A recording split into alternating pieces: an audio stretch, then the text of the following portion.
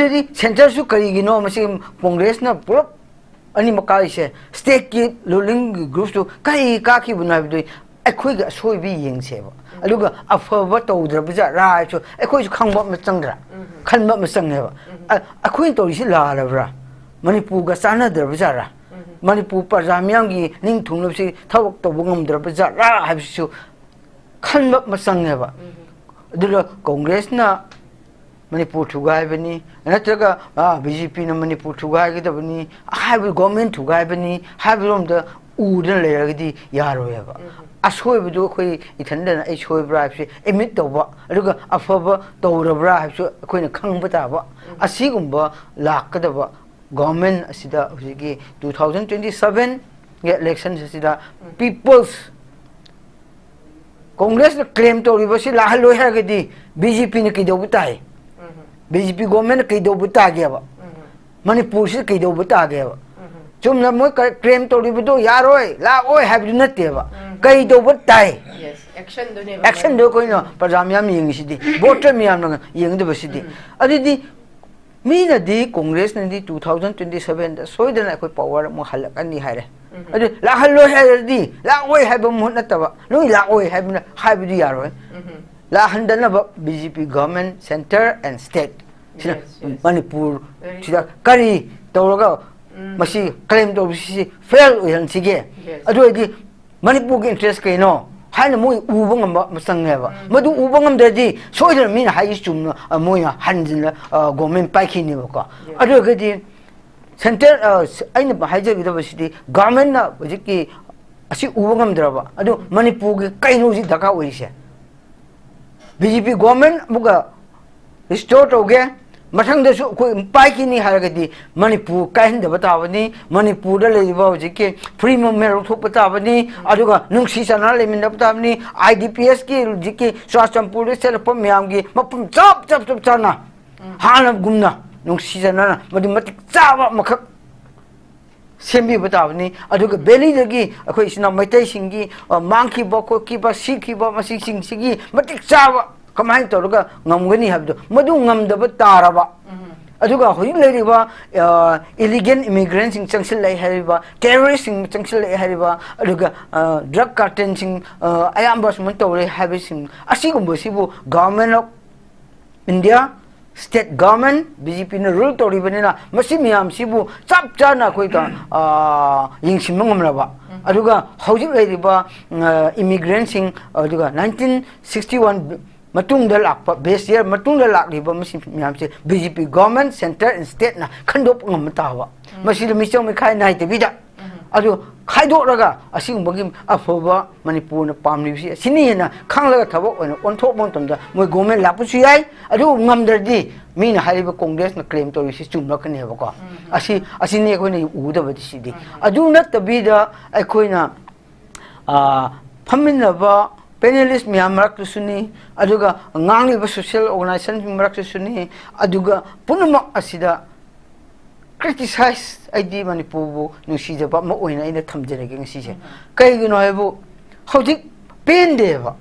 ekoi Manipur se lur ba tanja ma lakpom tamda solution gi muhutta jati amaga jati mabu hunna de leba hojik pu kuki ga metai ga khanabam tanbu nang naga na tine ha si nang na pangan na tine musin na tine nang ni mitai ni ne ngang na bom matam lawa masine tapadi Manipur nung si deva hojik punumak na hai basu hai da basu akan basu kan da basu mayam public politician punumak na su akoi yim ga da badi hojik le le Manipur akoi imale bak se inga tapna lehenba masing ngamnak traba madu ngamna bagi bak lusting ba thok traba adur gati kana kai do batai hoi ba situation si solution purok pangam dradi do purok pangam goda ba mi leitradi ekoi parjamyam kai do batai sine ena hangjani mutidi hoi center bu thajarure ngamdre state government bu thajarure ngamdre adu di kai do batai ge ba huiche parja si kai do batai ge kai hai batai ge ba kana depend to do no asini kwai de lubadi maduneba lusingba khanba heba masangeba future gi Manipur future hoji khak nati Manipur se hi rising leki doini miro leki doini smile miro lakada basibu lusing da mi dubu sei ma khak lusing da mi phau cha khak lusing da mi phau lakhoi parja khoi miyam laktara kuda la kuntra mu leba parja sina khanma ngamdadi kai do doino ba adudi wa ba matik chaiba lusing ba ma lusing ba future bu mazati bu nungsijaba maramdambu yokhap pamba haiba leadership bu ekhui miyam sinabu uba ngamdraba uba ngamba mi leigadi adu madu puthoraga Manipur gi tung koina akhoi gi nungsi chana leiba yana bagi damakta masi thamba machangi madu leader afoba khamma changi amana claim torsu amana claim torsu party na BJP harisi magi ideology tungale Congress haisu ideology tungale difference ideology madu matung in thabak to wapuni redi kambagi party ge ideology ne Manipur ga sana ge ba sangana farga su Manipur ga sana de kanadi redi mabani gi national party ge haije buani ko regional party sing de ko na haije ge ado national party asi ani se Congress na paire center BJP na paire dusu magi ideology haiba amka lajeli magi ideology duga Manipur tawni bo punama asida Manipur da kari sana gade ge kan party sana gade ge na law na pana ai gi law sibo ha sidi foreign thai di phabni he ha sina masigi tharadi pharni he law bu na khang gada bane ba oiro to ba pham da tharu di oidre ba aduna law bu na sakhang na ma thaning ba mong thabado adumana mapu parja singsu akoi lobu ni khalasi adudi leader khambedo fajan khanbi wa hapse ai fast lam nakalamarom da hojik 2027 si gi election si hojik tagi yengragadi hojik tawnari besing se speculation ngatani adu ngandabasu nate yamna ngalli sida speculation tawdana BJP gi maikai dagi chu dumak haidi president rule si hoi nakalamarom da extend tawrapasina su amuk miyamna haidi president rules ina sum extend tawdana leiragadi BJP the bot lepi naba phoba leiraroi haba war haidi masi statement si miyamna adumak thamnari adumak pu bot nakshila kandadi makhoi gi su laibak ama lepna bagi damakta makhoi gi masi hairiba president rules si lokthokhe gadabdi male adumak pu hojik si 2027 si lapi boja lapi ba election si da hairiba conflict si lotion bagi mahutta election da oina masagi power se khoina pairani BJP gi mai kai dagi su makhoina absolute majority phangaga lakadoriba 2027 si da makhoina mai pakani haina thangpa nakal amrom da national party oriba congress ki mai kai dagi su Manipur da congress na power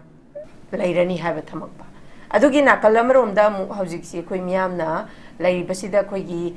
Delhi the nong churaga Impal the satin to pen hainari bane abadi akoisi whatever we depend on Delhi madumagna tangai phadana koisi regional party ma haibe MPP Manipur People's Party se palam da banate palamine 1972 74 ai subject to corrections maina anirak ahum lakla di palamane adu bo hojik si makoi gi maikai dagi su president naga thamakpa warol da makoi si jongthok jongjin congress samadi BJP gi maikai dagi ngasai ojatom chana habibido winner oigadaba winnable oigadaba candidate yenga kanda makoi loksal loi ka ba statement je hoji pawdi MPP gi se thammi bo jamai bo adubu ojama gonda ina thamjani bdi laksani bo hangdi 2027 da pangthokadaba election sida hojik IDPs sijela ini suicide to masing yam sila ibane masigi core issue sida nainabagi mahutta kamain tawsige haidana punsilaga nainabagi mahutta 2027 da lakadoriba election sida aikoina majority oiraga power aikoina pairani haidana hariba national party sing sina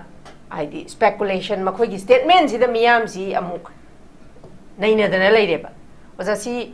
matam ji kitang chaphat le na khanbra chaphate na khanbra kari kamain thamini masi khoina ngasigi topic asida aigi saiti gi thamjaning bade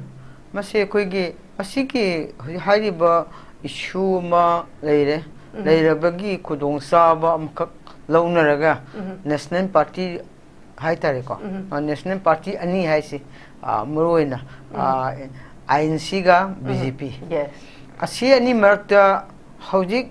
sanaba sanadaba government paiba pairoidaba haiba se kegi damakta government pairoidori no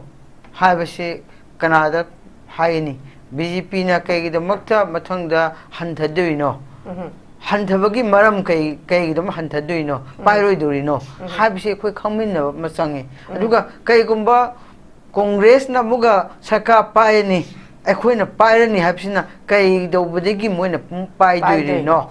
asia ni marakte ne khoi ngangna duise aduedi hoji matambudi leiri ko adubu hoji issue asida sum aina yengjabada akhoi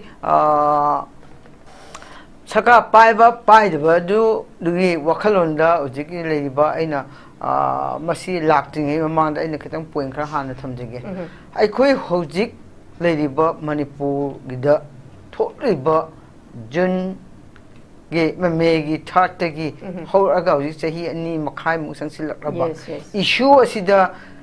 kai gidamakta saka paiba pairoidaba tauba toidaba asida aina thamjanimu point di issue adugi solution gi way da lakki hargadi solution si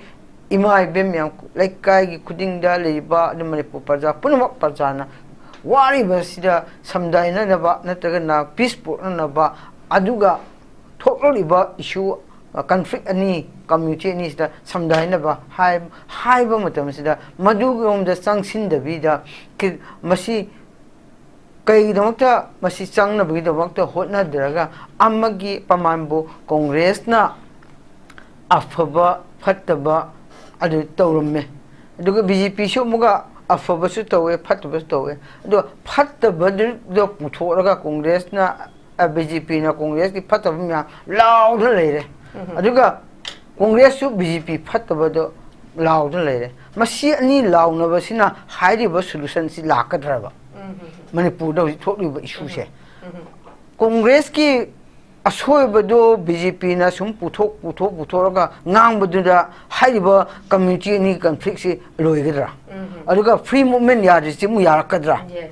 aduga congress BJP ga asoibado sum puthораga ngang lebese masina free movement yaradraba aduga hojiki leriba two community ki conflict si loisiladraba akhoi gi pandamdi Manipur parja gi pandamdi aduga ningbadi akhoi ing tapna nusi chanan leminaraba hoji hanli gi mongdo mu leisinaba free movement yaba hoji leriba conflict ase peace oina lusinnakiba aduga akhoi Manipur su ing tapna leba state ama oina nusi chanan leminaba Manipur su kaidaba asigumba laknabagi damakta moi launari bisi masing balakna bugira la oidanabra aidi khoidi sum micham ama oini yembada yamna mong ta daba yam mature oidaba Manipur da huji ngangli ba punak party oisno national party oisno regional party oisno civil organization sing oisno example aduk intellectual sing oisno ba masi criticism yamna ngangne ba masin social lakadraba jati magi asoiba jati mana asoiba adu mi magi asoiba ngangnaba adubu afaba di sunga ngangdaba afaba ngangla ko matamasida mi gi asoiba du puthoroga ngangba mota mi gi asoiba du urkan asumba afaba du ngangbiyoba party su dungai aduga interaction singse dungai maduda natbida issue ma lapasida kaiga damakta noba mi akhoi nungsi chana leba jati Manipur jati tuan mereba jati sidagi asoibedo puto nang naga natte asina naga oiramde asina pangan oide muslim oide sin maitai oi amat toyen singang na bagi matam natte wanda Manipur nungsiba intellectual sing Manipur nungsiba party sing oragadi national party osno regional party osno kana gumbo civil organization sing osno masong adu masang bi gono Pamanbu Meitei bu seiraga Nagana Meitei bu seiraga solution lakadro Meitei na Naga bu seiraga solution lakadro pangan na mai tai bu chairaga susalaka mai pangan na mai tai su pangan bu chairaga susalaka dra adum do oina khoi changhan ni adum ba gi thohan dana ba asigumba bu mature oina deal taraga puak ngamba mi aduna saka lakane ko pa khoi na lakani haisu lakada banate aduga lako haisu lakani maramdi parja singsigi ihun parja na lekuda baniba BJP na lekuda banate Congress na lekuda banate parja Manipur parja na khangi khangongani ma BJP ga soiba ubuduna Manipur gi kayakadaba Manipur da nungsi chana le member jati punama asibu lusingba ngamdre tongan na kai na kadore nungsi chana ba akoi handara handara di Manipur si noma di soida kayakani uba ngamba parja yam leireba aduraga di makhoi luling da lehalaga di Manipur noma soida kayani di BJP mu thamhoba tawani aduga masi thamhoraga kana Manipurda huji haiba Manipur si kaidan thamnaba nungsi chana leiminanaba jati punama asibu amat oina yengbu ngama party kana no mu yangrakpa matamda kana oini haram tanda Congress na oire haina khallaseba adudi Congress mu lakhigeneba khama yapona tisidi kana khami yaro aina la halloi haisu parja sina la hingedi haji huji haribido amagi afaba liyingba afabada miyamgi kanagadaba yingliba voter singi right matung inna sarkar form to udabane baka aduna ruling opposition hairiba asida claim to no baduna ma gi apamani ko aduna mohjiki juncture sida di Manipur da sidi ekhoina pamjabadi hojik leriba government President kaigin makta hangibda President mu hanjin thamji kaigino masi thamni basi kaigino di miyang wakhan di law and order yadabagi sarkarna ka thamjil pani habsi ekhoi lobu yaiba ko center na hanjin na lowsi sei thatu thame amuga government formation toraga popular government laraga Manipur sibu muk sason to bigatra na leriba Manipur gi leriba BJP gi MLA singi ningjaba do center na ningli bana law and order yadabagi ni haiba law and order yadabagi ni hana law save ko law and order yaraga di akoi thamnam do su yaeba kenu se PR se aduga extend to do su yaeba ado extend to ribagi athadi center na extend to riba athadi Manipur riba miyamna MLA miyamna representative miyamna parja miyamna CSO miyamna Manipur da kai gidamta muga hal thamli bano habsi Manipur se law and order ya de haina center na thambani habsi ekhoi low seba masil low seba ajuna tadi ekhoi lana satna ne baka maram leidabam tamda cookie gi favor da leilaga thambani cookie gi damakta kudong chaba pina bagi president extend to bani haina hanmasu yaw to banati yawri aduga cookie singi metai singi interest ta yenglaga president thambani hana handabsu hanmamisu dum yawri adubu masigumba punama asi yengbo matamda karambana fageba karambana uji dakawi jemne puda adu karamba sasono uji dakawi rise ekhuina pamba masi sasondi mathangda Congress na saka pami palakani habesu Congress na parjana hojiki example mak pijege nahanmuk MP anida outer inner asini maksi Congress na kakre center is BJP government state is BJP government adulai kansta ani kari se kari ginoba adedi center su kari gino masi Congress na pura ani makari se state ki ruling groups to kari kaki bunabdoi ekhoi ga soi bi yengseba aluga afaba tawdra bija ra so ekhoi khangba ma changdra khanba ma changneba ekhoi to isi la labra Manipur ga sana dra bija ra Manipur parja miyamgi ning thunglopsi thawak tawbu ngamdra bija ra habsu khanba ma changneba adula Congress na Manipur thugai bani natraga BJP na Manipur thugai ga dabani haibu government thugai bani haibu rom da ꯎꯗꯅ ꯂꯩꯔꯒꯗꯤ ꯌꯥꯔꯣꯏꯕ ꯑꯁꯣꯏꯕꯗꯨ ꯑꯩꯈꯣꯏ ꯏꯊꯟꯗꯅ ꯑꯩ ꯁꯣꯏꯕ꯭ꯔꯥ ꯍꯥꯏꯕꯁꯤ admit ꯇꯧꯕ ꯑꯗꯨꯒ ꯑꯐꯕ ꯇꯧꯔꯕ꯭ꯔꯥ ꯍꯥꯏꯕꯁꯨ ꯑꯩꯈꯣꯏꯅ ꯈꯪꯕ ꯇꯥꯕ ꯑꯁꯤꯒꯨꯝꯕ ꯂꯥꯛꯀꯗꯕ ꯒꯣꯚꯔꯟꯃꯦꯟꯠ ꯑꯁꯤꯗ ꯍꯧꯖꯤꯛꯀꯤ 2027 ꯒꯤ ꯏꯂꯦꯛꯁꯟ ꯑꯁꯤꯗ ꯄꯤꯄꯜꯁ ꯀꯣꯡꯒ꯭ꯔꯦꯁꯅ ꯀ꯭ꯂꯦꯝ ꯇꯧꯔꯤꯕꯁꯤ ꯂꯥꯛꯍꯜꯂꯣꯏ ꯍꯥꯏꯔꯒꯗꯤ BJPꯅ ꯀꯩꯗꯧꯕ ꯇꯥꯏ BJP ꯒꯣꯚꯔꯟꯃꯦꯟꯠꯅ ꯀꯩꯗꯧꯕ ꯇꯥꯒꯦꯕ ꯃꯅꯤꯄꯨꯔꯁꯤꯗ ꯀꯩꯗꯧꯕ ꯇꯥꯒꯦꯕ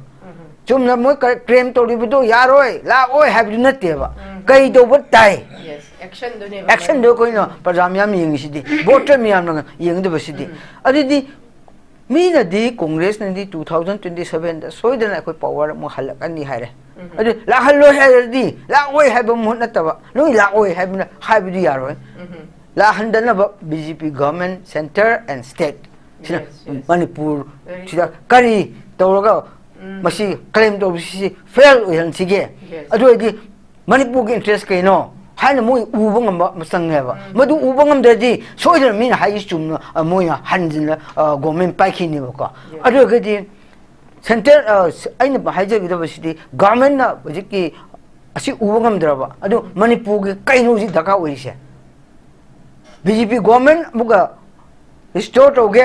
mathangdasu koi paikini haragadi Manipur kaihindaba tabani Manipur da leiba hojiki free movement thokpa tabani aduga nungsi sana leminaba tabani IDPS ki hojiki swachampur selapam myamgi mapum chap chana hana gumna nungsi sana madu matik chaba makhak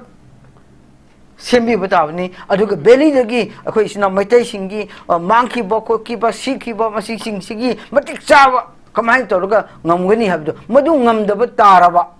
aduga hoi leiriba illegal immigrants sing changsil lai hariba terrorists sing changsil lai hariba aduga drug cartel sing ayamba suman tawre habising asigumba sibu government of India state government BJP na rule tawribanina masi miyam sibu chap chana koi ka yingsimma ngamraba aduga hojik leiriba immigrants sing aduga 1961 matung da lakpa base year matung da lakliba masi miyam se BJP government center and state na khandop ngamtawa masi mi chong mi khai nai te bida adu khaidok raga asingbagi afoba Manipur na pamli si sini na khanglaga thabok oina onthok mon tamda moi government lapu su yai adu ngamdardi mina hariba congress na claim to si chumla kane ba ko asini ko ni udaba si di adu nat tabida aikoina phaminaba panelist miyam rak suni aduga ngangi ba social organization rak suni aduga punamak asida criticize ID Manipur bu nusi jaba ma oina ina thamjere ge si se kai gino haibu hojik pen deba akoi Manipur se luraba tanja ma lakpam tamda solution gi muhutta jati amabu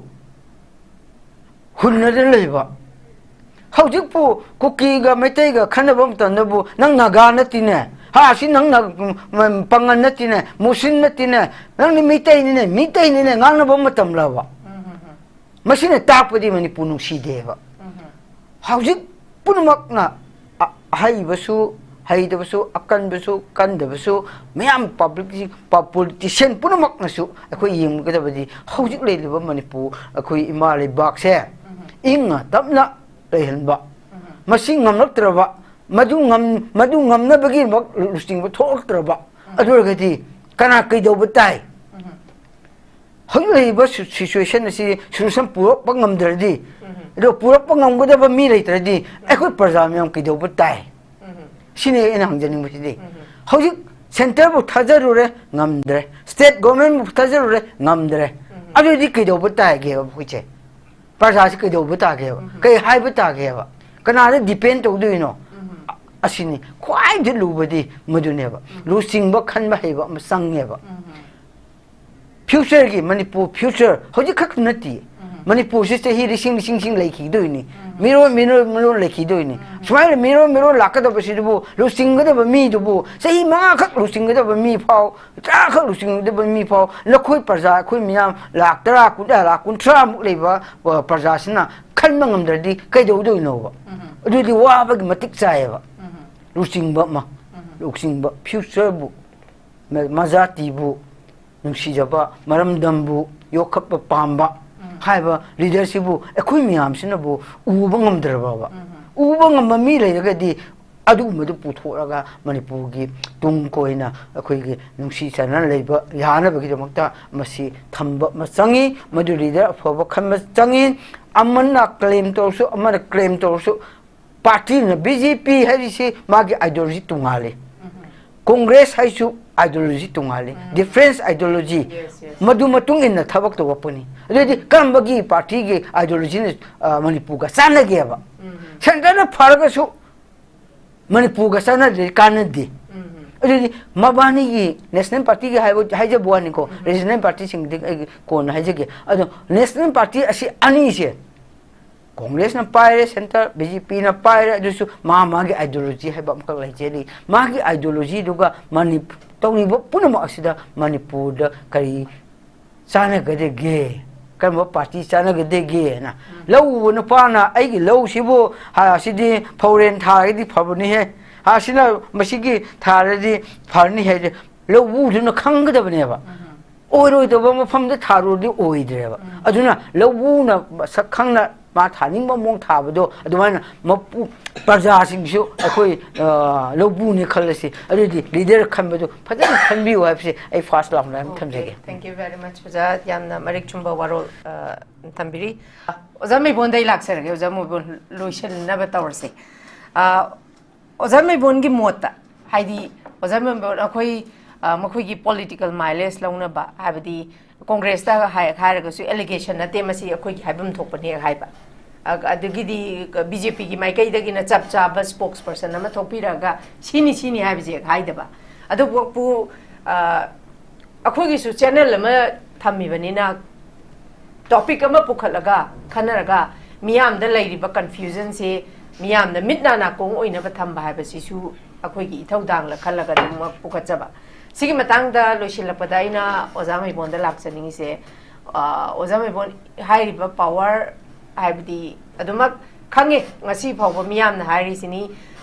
si chief minister gi pham munabana maram oirakanda makho BJP do absolute majority leiraga su chief minister se oining bagi mayam se koi thagalakpa mayam uriba BJP tawramba afaba su koi dum phai haini ba adumapu akoina hojik pam libadi lairiba akoi gi hojiki conflict si loishilakpa sineba si loishilaka miyam se hanagi peace and normalcy da leibaduneba si leitabana maram orakanda akoi gi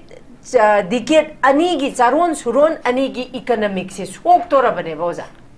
masi tangai padana koi yengba mathau taeba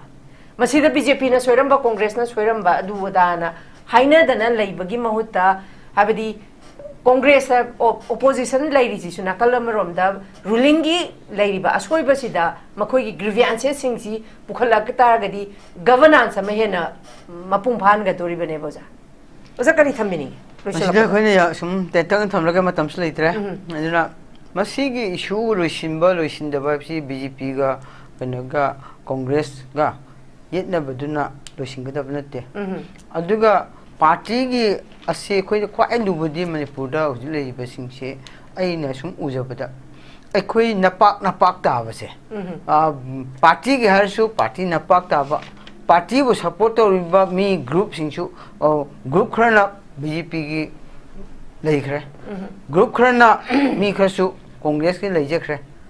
aduragadi hariba support toriba BJP support toriba praja voter myam congress pu support toriba praja myam voter myam asidi manipur nungsi drabraba ain thamjani point di hariba BJP na gi ideology bu thajaraga leiba voter re praja congress pu thajajaba ideology de bu thajajaba voter praja asi ani se manipur gi di kai gi damak da kok thada dribno kai gi damak kok thada dabna ba BJP gi kok thada ba BJP kandabiya de BJP government la handabiya de congress la handabiya de haina kok thada rabado parjamiam voter miam sidi manipur kandabiya de manipur de irang thomiya de manipur se peace on lehinga dabnina kok thada drib si kai gi no party do in mese party do in the bese masi yaro asina takpadi Manipur da leiba praja singsi maiba punusi bese kitang handabra party do percentage kari yambra haina haining ba yaure eba maramdi lana torusu aidi BJP lana torusu aidi Congress hai brom da leragadi Manipur ka sakra Manipur ka hai sakra kana kanduino Congress su kandra BJP su party su kandra adi di khoi voter miam praja miam na kai da leku da banabo la khoi na toning to BJP na toning ba to Congress toning ba to ai khoi de sin leire Manipur gi da ma khoi lebe no party support to de krekat lei seba madu khak da party na waja ngang mi to okane ba party na waja ngang ni se ma gi lama chum khang de ma gi ideology dang thaja ba mai party da ideology thaja dan lebe duna Manipur ka thok le ba aduna masi hojik ki juncture dadi hojik ki matam dadi hojik ki thori ba chu Manipur gi yang ga di ai khoi BJP uroise Congress uroise Manipur useba madu khakada khoina machi ani di yaw to bida parja khoina lep adu khakda adu matam khakda khoi nungsi chanaba lakani Manipur soidena khoi ing tap lakani adu party de inner phau party ki policy de chali phau di Manipur hojik leiba asi han haukiwa haudaba nataba aramba toba todaba chumba toba nata hojik ki issue gi matung ina ai haibani ko masi gi haragati ai khoi matam khra party di lapthok ki seba adu khakda wajau suriba party miam wajau suriba mi miam han gi ne ka government semba habisi tungan bani ekhoi na pibida majority pibida semki duni ka ajuna haiba parja singse voter miam se adu ekhoi phajana aidi leheningi waduga mathau phajana tohanningi aduga haiba ai hojiki ekhoi media da ekhoi ngangnariba punamak se media da ekhoi gi panelist miam ngangni se masi ekhoi na ngangadori sidi aigidi ekhoi ni yengbudi party ki ideology oragasu party ki ne na lecture BJP usu Congress ni any regional party usno la raga party interest ngangbi gno Manipur interest ngango madu khakda people's adjustment pi ne ba achumba pi ne ba aina BJP gi ne na BJP bu ngamda bi ade haide le ragadi praja gi wakhalun ni no khangdre ba natra aluko Congress ni Congress ki ma chapi haro akhoi panelist miam su adu puthori ba media na puthori ba miam de gyan ta na bo hai ba punam ase akhoi ki loksing lo hom no bane ba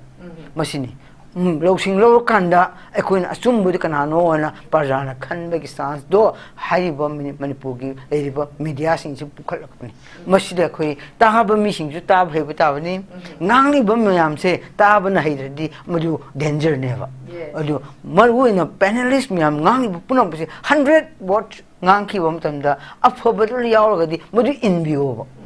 adu 100 lobi dersu ngangi bam miam si ki achum bakhardi parjana loksim biya ba leragadi or party loksim biya ragadi any political party na loksim biya ragadi loksil laga madu implement ona hotna daka oyeba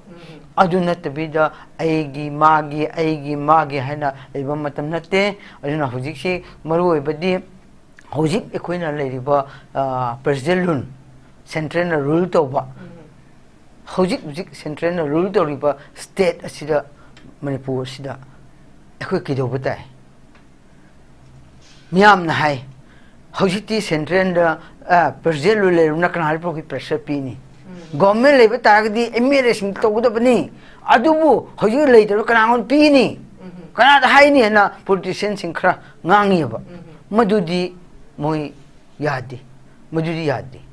state amale central na rule to lebna central na rule to rogusu Manipur da sakadaba state amale sakadaba magi rule regulation act order makha on constitution na piba adu implement togudabani adu da yaw bida ekhoi email bo power p derne president lo lebna no kana da haigidi ana sauraga ngam politician sing khar leiri bako madu gumbadudi ekoi aidi misure oidena lowe aduna ekoi punamak asi central da pressure pbia pihosi aduna hojik tana bia sing to hosi moi government of leina pigedabo report pigedaba pressure pigedaba punamak to ekoi prajan so jig leiri ba governor leiri magi through digi chief secretary leiri magi through digi center yohunba ma changeba Congress party khakna pigedabani BJP na khakna pigedabani leite hai hojik responsible lori sidi governor and chief secretary adu di moi through da Manipur future gi adu ga hojik ing tap leibagi da makta akoi pressure piri bese akoi manan piwa mak changi aduna party line di yang ga pressure piri si Manipur gi oina BJP si le pio Manipur gi demak Congress le pio regional party si le pio adu leilibo punamak ase sungsin naraga asigi athubo matamda loisimba masangi natradi Manipur si ikai din loire hoji se hoji gi mi khan hoji media thagali jenda leiba ka sab manare na jenda khoi ji gi beli leiba myam se Hindu piyadra imphal da leiba myam Hindu piyadra jail makhal amada leiba kum tore ana hai ikai ba mimang di ikai re ajogi Manipur gi praja myam se disal lo bai dawa pressure to bai dawa achumba khang dawa asingba jati ama umna mina u leibase akoi pende haibse hoi se thamjara loi